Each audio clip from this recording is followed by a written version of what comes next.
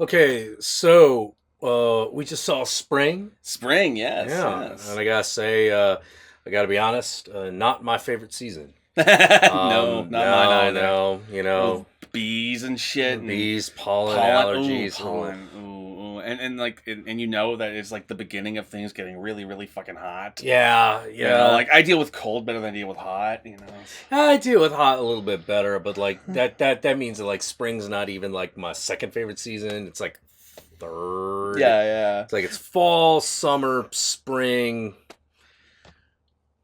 I like autumn. I do like Autumn's autumn. I do like nice. autumn. I'm not Autumn's even trying to. better than winter for me. You Yeah, know. yeah. Uh, Thankfully, the spring is only really a thematic title for the movie. Yes. It's not necessarily directly related. Like it's not like set in spring. I don't think. I Actually, guess. it is. It is set in spring. Okay, let's Yeah. spread set in spring.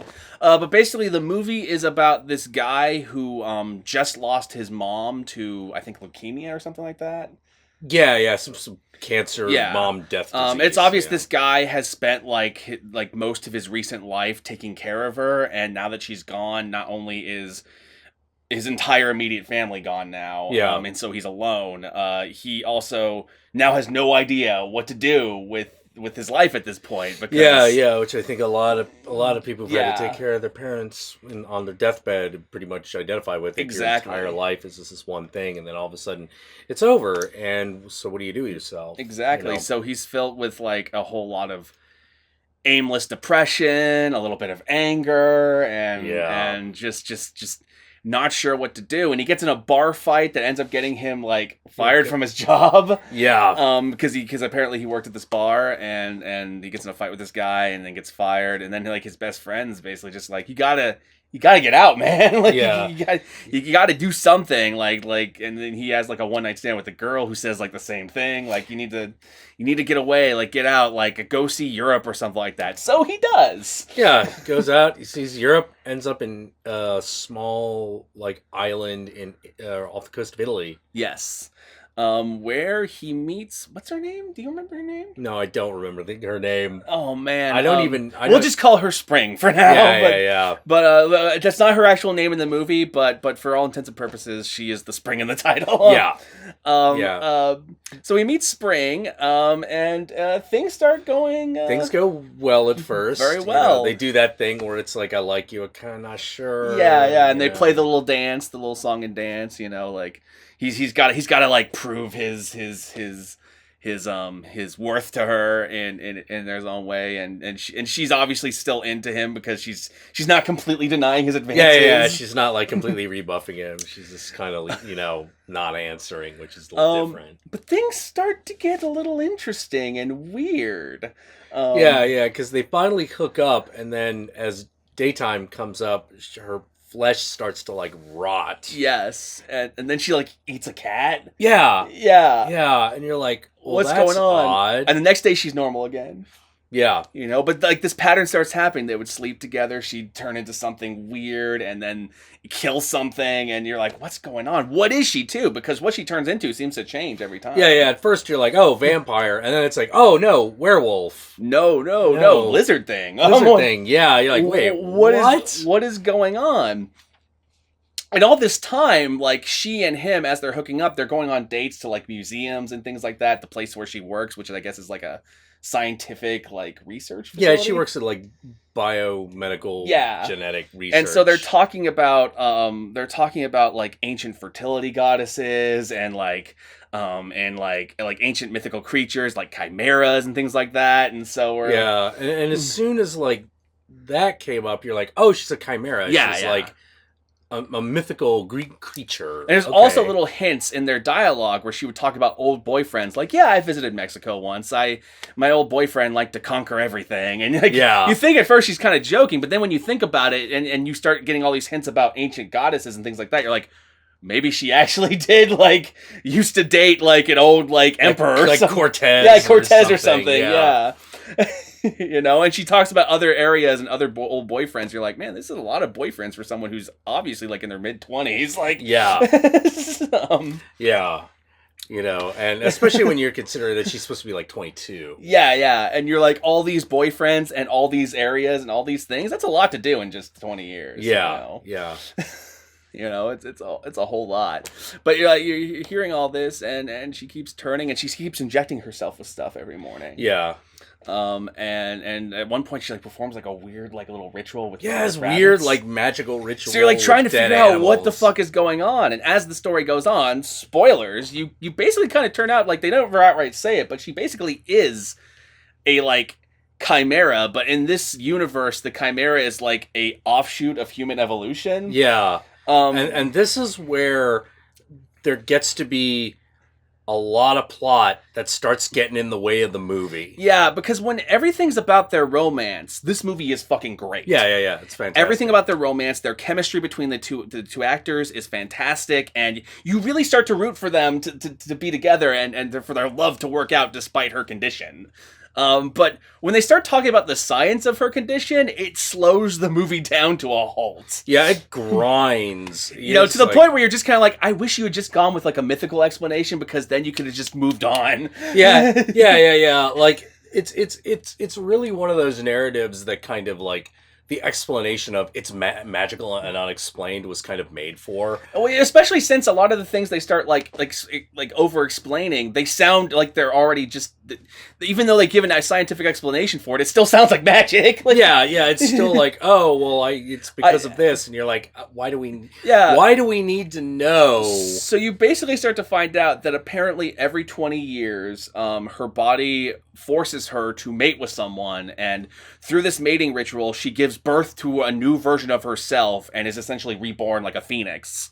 Yeah. In a new body, and the new body takes on essentially traits of her and whoever her mate was at the time. Yeah, but she retains all of her memories. Yeah, she retains all of her memories, but because her memories are so long, there are things that are like a little fuzzy, like how like we can't remember like necessarily everything from our own childhoods. Like for her, like the 1600s are like that. It's like, yeah, you know, so.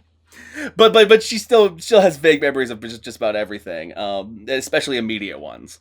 But like, so it ends up that she met with him right at the beginning of this cycle. They mated, and now there is a countdown towards where she's gonna give birth to herself, and her old self's gonna die, and she's gonna become this new self. And basically, the rest of the movie is he doesn't want that. He wants her. He loves her, and he doesn't want like the weird incestuous thing that would happen if he was with her new self. And so she basically tells him that, based on some scientific theory or something like that, which I didn't quite understand how there could be a theory on this if no one knows it exists.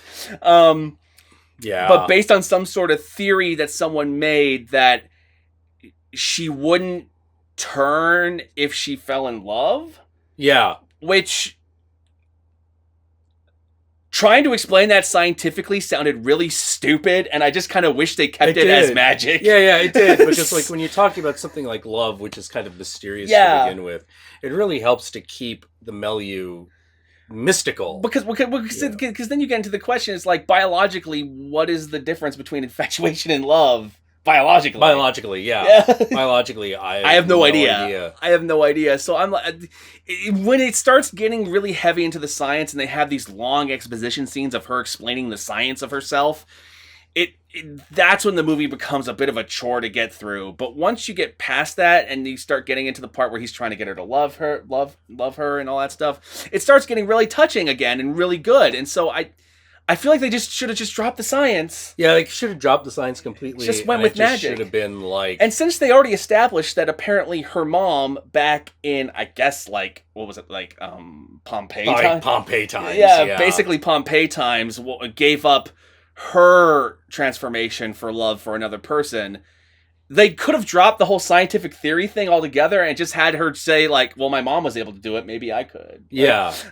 Yeah, because what the real story here is ancient monster girl gives up immortality for love. That's the story. Yes. It's very touching. It's very beautiful. But so why add all that science? Like, it weighs the movie down. Yeah. And even like, it's weird because when you get to the end, the last thing that happens is that the volcano erupts again, just as they fall in love. So, and then cut credits, so they may only have moments left of their lives anyway. Yeah. Which I was like, that works way stronger if we didn't get bogged down in Yes. this pseudo scientific bullshit. Well, yeah. Well, especially since you already established so much mystical things, like there's hints of like rituals and things like that. Like, Yeah. the science just feels out of place in the whole movie. It does. It feels You know, really about out the of only place. thing from science that you really need to keep the plot going is what she injects herself with, and you could have done that simply. Like You could have done that really simply, or you can even have done that magically. You could Yeah. have even have done like had it be like, well, it has to be the blood of a certain type of animal used in this ritual under the full Yeah, moon. you could have done that, and You know? I would have bought it so much more. But like the science just was really overwrought. Yeah, and they overthought it. it. Was really overwrought and really overforced. Yes. And because you start talking about science and chemicals and all that stuff, like I gotta say, once you start talking about that, I'm not feeling the romance. Like I'm not. Like, Yeah. like, Yeah, you know, like it just. so it's one of those no. things where I really like this movie, but it is a really good movie that could have been great if it wasn't for this one detail. Yeah, and the other thing that's weird is because of all the weird scientific like fucking bullshit, makes it make the movie feel a lot longer than it actually Oh god, is. yeah, because it's a really short movie. Yeah, it's like an hour 40 minutes. Yeah, I had the same feeling because once it got to like that whole scene where it's like I think it's only like a 5-minute scene of her walking down this alleyway after he discovers her form and freaks out and her explaining her condition, but it felt like a 20-minute scene. Yeah, to it me. felt like it took forever. Like I'm just sitting there going like, oh my god, like fucking like cut to something else. Fucking make your decision already. Like yeah, it's this really beautiful movie with a really critical flaw. I meant it when I said like there's some plot getting in the way of this movie. yeah, definitely. And I don't understand why, because there are already so many mystical things that you've kind of established in this movie. Why did all of a sudden it feels like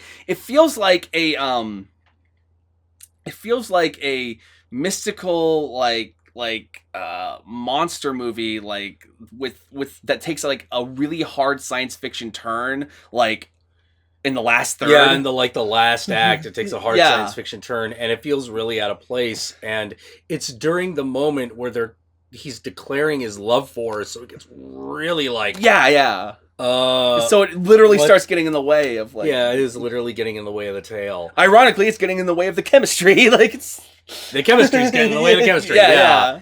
Yeah, it really, really, really did. And we're harping on that, but that doesn't mean the movie is bad. Oh no, just that it's good. it's a good movie. It's just that when you get to that point, you're gonna be like, oh wow, I don't give a shit. Yeah.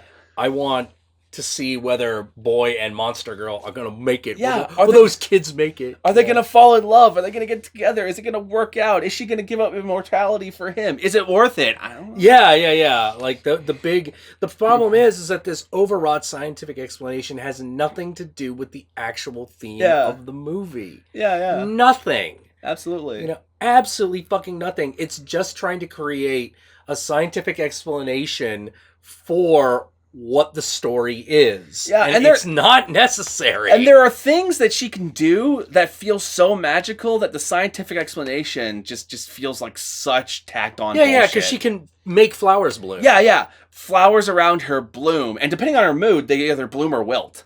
Yeah. And she's like, oh, well, it's obviously the pheromones, the way the pheromones react to the thing. I'm like, oh my god, it could have just been she's a spring monster. Like, she's a monster that is one with nature. Like, it's just... Yeah. We just got it, you know. You know, and like, there's this whole thing about, like, he when he goes to Europe, he ends up, like, he doesn't want to go back home right away. So he kind of, like, even as his visa starts to expire, he decides to work at this farm and live at this farm. And so, like, it's obvious that the way the crops are growing or whatever is, like, matching her emotions.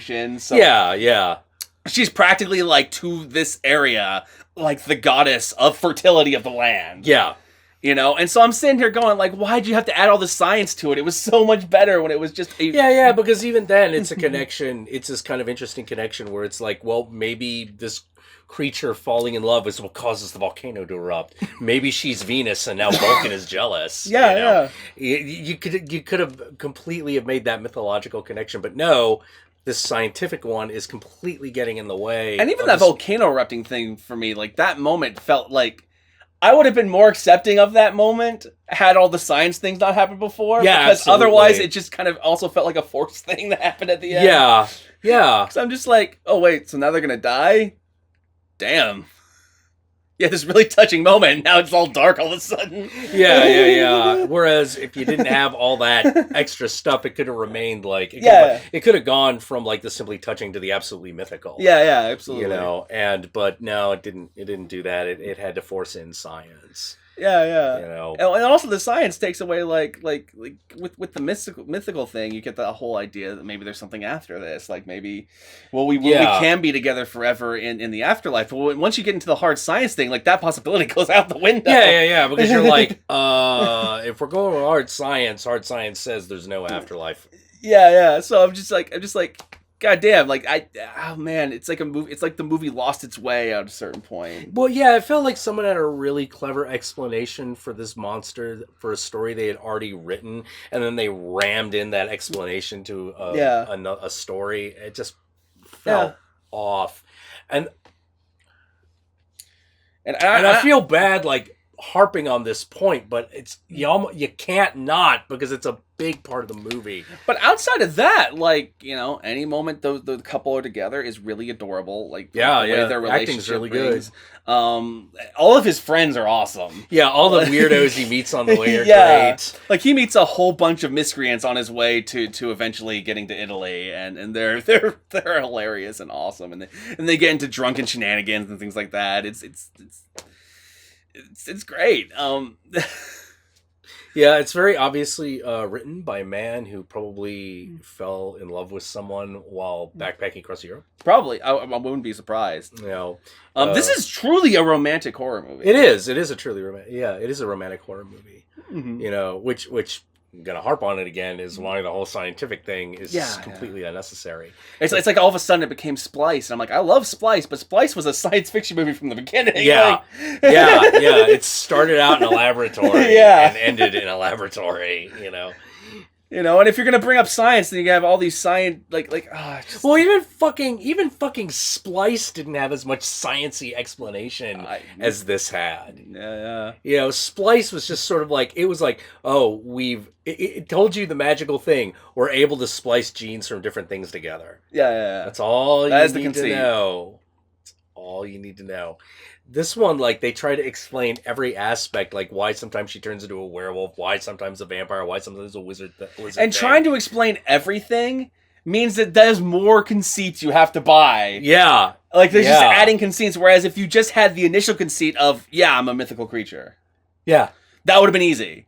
But adding all these conceits, like, after a while, you just stop buying it. Like, yeah, exactly. It's like, I would never have asked the question until you brought it up. Like... So I know we've kind of harped on the negative aspects of this because otherwise it really is just this movie about these two getting together and their romance. There's not much to really say about it. Yeah. It's not really much to say because it does everything. It does all that stuff really well. And the problem of commenting on romantic movies, which it's definitely a romance, is that what do you criticize besides the personalities of our characters and whether or not you buy their relationship? Is their chemistry good? Is the conflict of their relationship good? Does it come together in the end? Yeah. Do you root for them?